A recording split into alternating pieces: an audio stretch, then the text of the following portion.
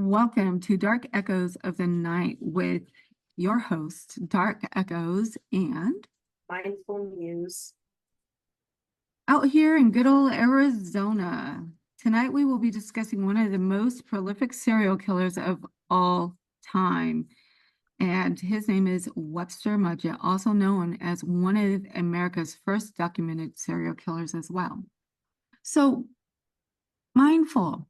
I think the most interesting part of the character was hearing of the house of horrors he had once he pretty much conned or bought out a hotel, and like basically how some documents were pretty much saying how in certain rooms there'd be like no doors, no windows. A lot of his victims weren't able to even find their way out, and it was basically just a maze of horrors, which I thought was very interesting. I mean, aside from him, with all of his victims and how he got to his victims and things that are really unknown because of how long ago it was, I think it's just very interesting of how much of a con man he was as well on top of that. Oh, yes. Oh, yes. In fact, a lot of bodies were a part of that house as it was being built. Like he would Right. build, or he had bought a safe for suffocation from the bank. He didn't buy it. He was letting down payment, things like that. What he Right. did was he contracted people for certain amounts of time so that they couldn't add anything together. And Hmm. he built a room specifically for that safe, smaller. So if the bank ever tried to retrieve it, they would destroy that room. And Right. so they could never like retract for it back. And that's the kind of con man he was. A lot of people think that he is actually Jack the Ripper as I well. did hear about that too. Yeah, I thought that was pretty interesting, especially because he moved around a lot too. Which Yes. they couldn't find Jack the Ripper because of how nomadic he was, honestly. Yes. And not only that, but his past, he went to medical school. So Yeah, so I he, think that's how he was able to hide it for so long. I mean, yes. granted, they didn't have obviously what we have today or certain tactics they did to solve certain mysteries. I mean, again, this is like the first recorded person that we know of. Mhm. So I think that's very interesting. Yes, he was. Well, I think it just started out where he got kicked out, which is ironic because it was helping people. He was going to school for medical, and Yeah. that's to save lives. And he like totally converted and twisted it up. But he was kicked out and he was stealing cadavers and selling Hmm. them to the schools. And then it turned into actual bodies and like the pharmacy he took over. I mean, there was so much that he had done.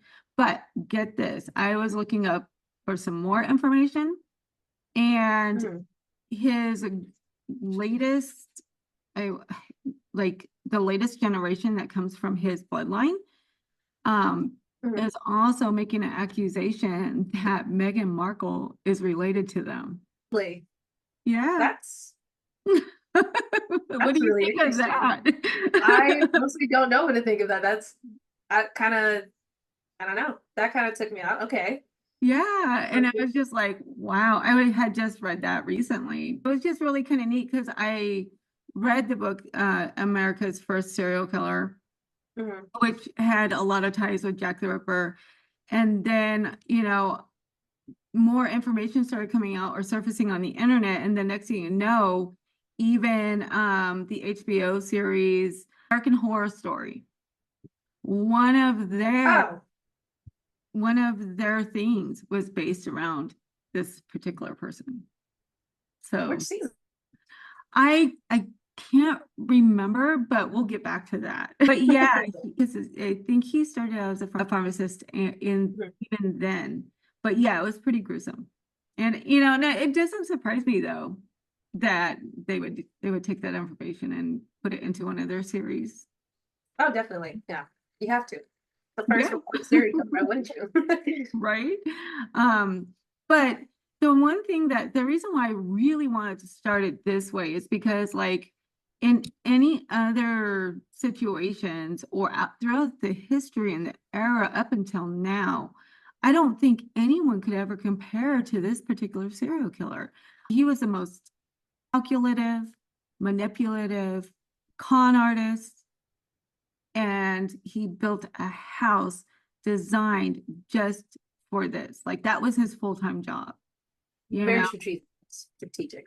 Yes, and I don't think that there's going to be anybody like that or that we know of. And I think it would be a little bit harder nowadays, but yeah, I thought that was pretty kind of crazy. So it started out from, when he was bringing actual bodies to the school and selling them. He was an insurance scheme guy as well. Like he did Mhm. everything. He befriended one guy who had a family of four in another state, and they were partners. And he would string him along, talk to his wife, offer to have them come over, had him come over one by one, and he was killing them as they Mm. were coming over. And if they were little kids, a wife, and then after he was done with that, gained his money, that's when he befriended somebody else at the pharmacy. It was a man who owned the pharmacy. He married his daughter, killed him, then killed his daughter, and then restructured that pharmaceutical place into that hotel. Yeah, yeah.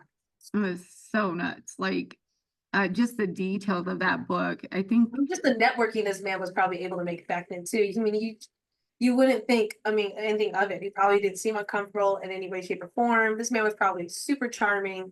I mean, to the T, probably had a great way of words. I mean, this man had like 3 wives at one point. yes.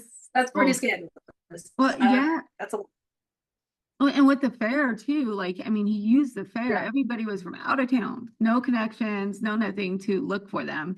And back in the day, you could get away Mhm. with that, you know? A lot more, definitely. Yeah. So, but I'm really curious to see, and that's why I was thinking, as far as like the dark web and everything, yeah, that may be dark, Mhm. but everybody's coming together to fulfill that fantasy and support each other. He didn't need any of that. No, it was a one-man show, basically. Yes, but can you imagine if there was two like getting together and doing that? It's just amazing how much you can orchestrate in almost throughout your whole life. And he was just so smart, but at the same time, he lacked so much empathy, close relationships to anybody. I mean, that had to have been really lonely, but did he care? Like, did that bother him? It just makes you kind of Are wonder. you like thinking if he had like empathy at all? Well, Probably. not the empathy, but just like not being close to anybody, not having any. Well, I mean, maybe they did show that they loved him, but not him feeling close enough to not kill that person. Mm. He killed. I mean, there is rumors to where they were, I guess he has said, or at least admitted at one point, that he was born with the devil in him. So I don't know about that one. Yeah, that's so funny because throughout time, that's what a lot of serial killers say. Like Richard Ramirez is like, okay, what kind of energy was around them? What did his hotel smell like? Like, was he able to maintain that? That's the real question because with the amount of bodies that might have been up in that hotel, I know that place was probably jumping, smelling all types of Yes, chemicals all around in there too because of the medical field he was in and everything. I couldn't imagine. yes. I know at one point he had like stacks of lime. It was just insane, Mm. the amount of things he went through. Half of these people that have died invested in their own death. Yeah. So this is a good start for our show, our podcast, in regards to the foundation of how it all started, the interest, I mean, the fact that he called himself H.H. Holmes, Right. makes you think of like Sherlock Holmes. Like, what was Exactly. that? Exactly. And just that whole era and how the police became to be, they came from France.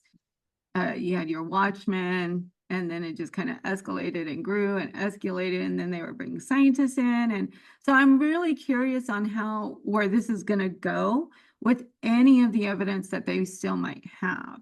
I know they Mhm. do have Jack the Rippers. So it makes you wonder, and they still could test it because you have Mudgett's great great great great great great grandson's blood, so they could compare it to that too. So I believe That was one of the best books I've ever read. I think it was one of the only books that I could have read throughout in such a short span. I did do a thesis on it as well because I loved just learning about how his mind, as far as how the architecture was going to go. Did he already know what he was going to do with that vault or the chutes when he was throwing the bodies? Okay, so what do you think was the most detrimental or excruciating equipment that he had? I don't know. The one that I guess really stuck out to me was the hanging rooms, I would say. Probably. I mean, that's just gotta be a very long, slow, agonizing Oh, way of it's gonna be I scary. mean, and then just for him to have for as long as he probably have wanted to, just to do whatever torture and whatever way he did. I feel like that would be probably the most agonizing for me. That at least that's the one that stuck out to me the most. Wait, mentally, yes. Definitely. Nobody could hear you, and Nope. oh my God, there That's was, right. yeah, well, there was this one thing that he had built where he would stretch your limbs out. Yes, that was another one too. That's I know. taking it old school, actually. That's Medieval times, oh, like, I definitely. It's mean, exactly what I was thinking of. I can't imagine that. It'd be a little bit faster than the hanging, though. I feel like, well, I don't know, because then like he could probably have you stretched out for like over time, little by little. Oh, I don't know if I could. I don't know if I could do that either. I mean, I wouldn't be able to. no, and then it just makes you wonder, like, how did he break the bones by stretching them out? Did he rotate it? Did it have rotators on there? Like, it just makes you wonder. And Mm, just like, I don't know. I don't know. That had to be a very, very dark and scary time. And people in that era really were intense, whether it was dark or whether they were close. Even the mm, kids were commodity for selling or for work. So a lot of families didn't go look, or they didn't have the money to look, or they tried, but they never got a response, but they couldn't travel. yeah. Um, but yeah, so I think that's where we're going to conclude today as far as our first show. Thank you so much, Mindful. And we'll be working on our next episode shortly here. You guys have a good night and sleep tight. Don't let the bed bugs bite. And sweet dreams. Sweet dreams.